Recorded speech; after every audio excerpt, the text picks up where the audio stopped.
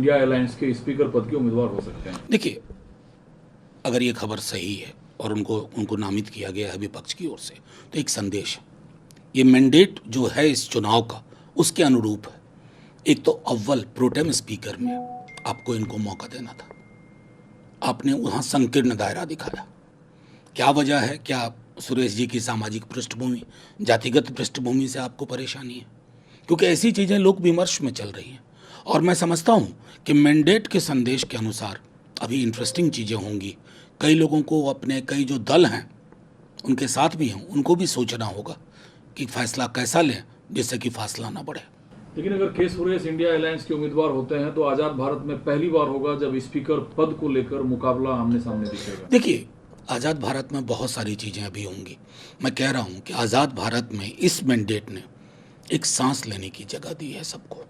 सांस घुटन सी लोगों को हो रही थी, सांस विपक्ष को भी मिला, सांस लेने की आज़ादी भाजपा के लोगों को भी मिली, सांस मीडिया के साथी भी ले रहे हैं, सांस हमारी सड़कें ले रही हैं, हमारे युवा ले रहे हैं। तो अभी बहुत कुछ देखने को मिलेगा। क्या सरकार के स्टैंड की वजह से विपक्ष को अपने तरफ से स्पीकर पद के लिए कैंडिडेट? देखिए, सरकार का पूरा स्टैंड इस सरकार को बनने के बाद का देख लीजिए।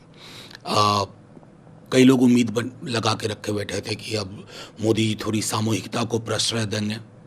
नीट का एग्जाम का देख लिए नतीजा, पूरी सरकार की हठधर्मिता, संसदीय परंपराओं के निर्वहन में हठधर्मिता है। तो हठधर्मिता और अहंकार के खिलाफ ये मैंडेट था। प्रधानमंत्री जी का भी रिड्यूस्ड मार्जिन, बाल बाल बचे हैं।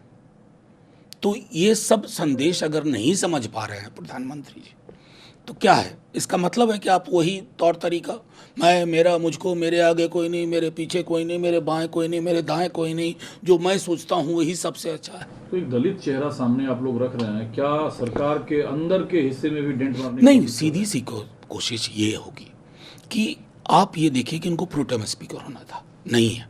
लेकिन अगर विपक्ष के ये साझा उम्मीदवार है तो ये संदेश कई लोगों तक जाएगा, बहुत दूर तक जाएगा।